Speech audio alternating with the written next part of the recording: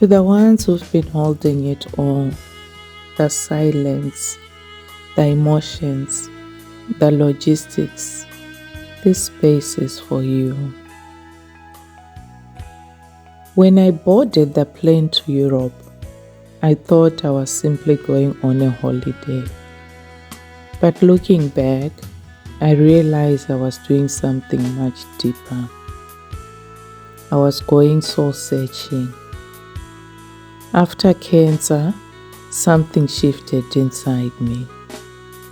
Sitting in hospital waiting rooms, recovering from surgery, and slowly finding my way back to health changed the way I looked at time.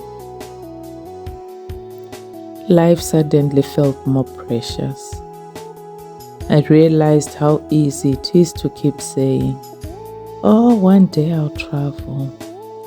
One day I'll chase that dream. Oh, one day I'll make time for myself." I didn't want to wait for one day anymore.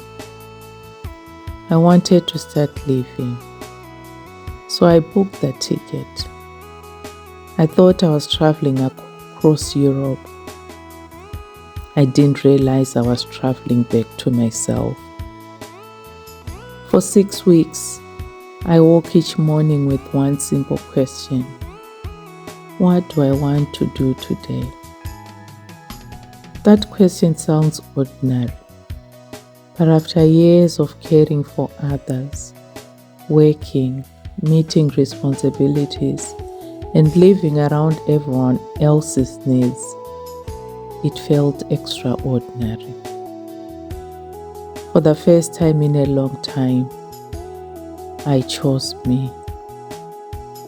One afternoon, I sat in Rue Mouffetard in Paris with a coffee in my hand. I watched locals greet one another by name. Children laughed. Waiters chatted. Life unfolded around me without rushing.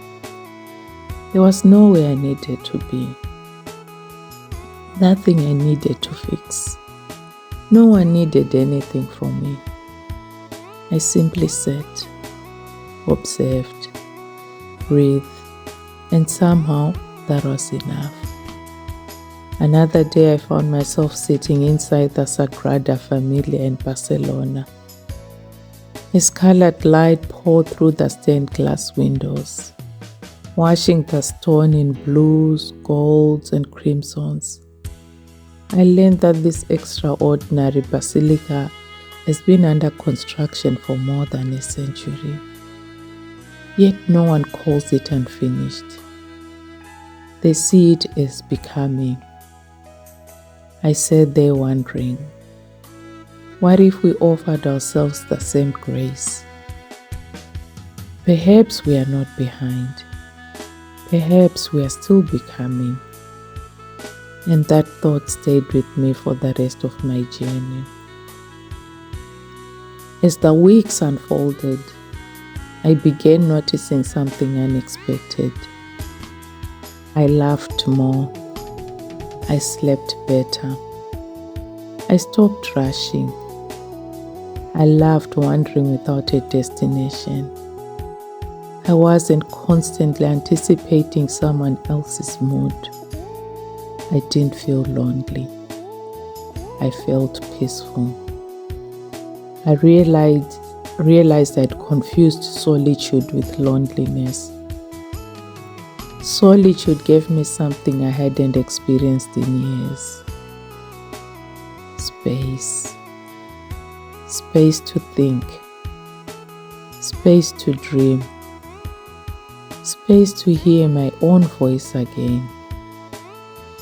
Those quiet walks through ancient streets became less about discovering new cities and more about discovering myself. In that quiet, I began asking myself questions. Who am I now? What lights me up?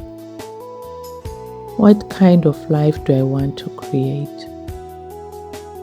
The answers surprised me. I realized I wasn't simply tired because life had been busy. I was tired because I'd spent years carrying everyone else's emotional load. I realized I'd been surviving instead of truly living. I realized how often I'd made myself smaller, softening my opinions, questioning my instincts, putting my dreams on hold, confusing being accommodating with disappearing. Somewhere along the way, I'd forgotten that I was allowed to take up space. Europe gently reminded me, I don't need to shrink to make other people comfortable. Perhaps my greatest revelation wasn't that I loved Europe. I already suspected I would. It was understanding why. I need beauty. I need history. I need culture. I need curiosity. I need meaningful conversations. I need places that awaken my imagination. Standing inside centuries-old cathedrals, learning stories that had shaped generations, walking streets where history still whispers. I realized how deeply alive I feel when my mind and soul are engaged. I hadn't been asking for too much. I'd simply forgotten what made me come alive. The journey also helped me rediscover something else. My love of elegance. Not luxury for the sake of appearances, but timeless beauty. Beautiful architecture, classic style, fresh flowers, quiet cafes, leather-bound books, thoughtful design. For years I'd wondered whether those things were frivolous. Now I understand they are part of how I experience the world. Beauty doesn't distract me from life. It helps me notice it. Every country left its mark on me. London gave me the courage to begin. Portugal invited me to slow down. Spain awakened my imagination. Paris captured my heart. Italy nourished my soul. Together, they gave me something I didn't even know I was searching for. Myself.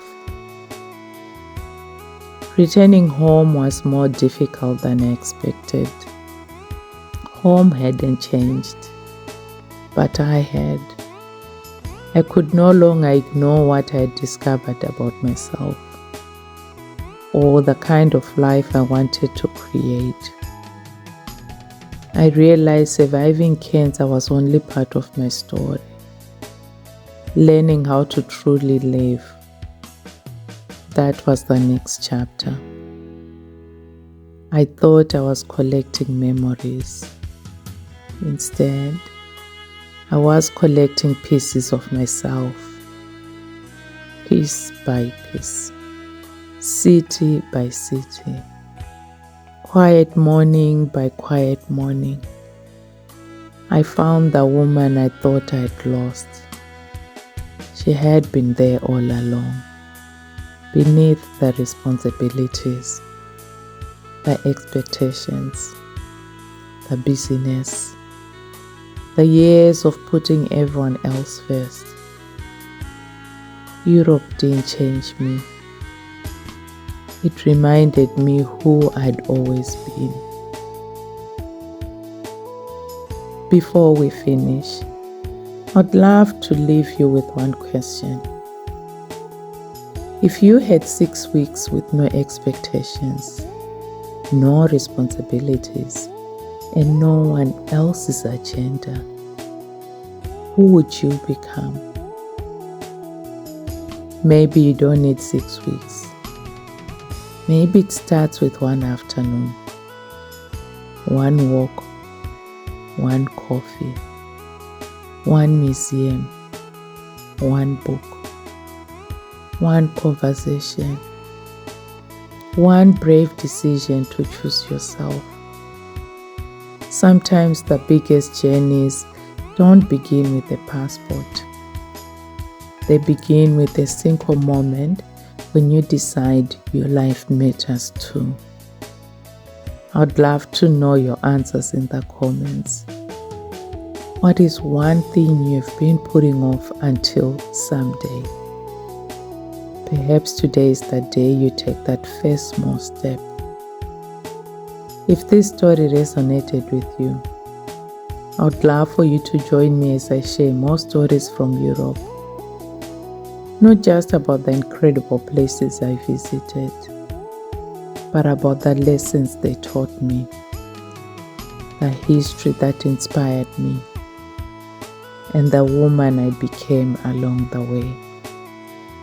Because sometimes the greatest journey isn't the one across the world. It's the one that brings you home to yourself. So thank you so much for spending this time with me. Until next time, I boarded the plane looking for Europe. I came home having found myself.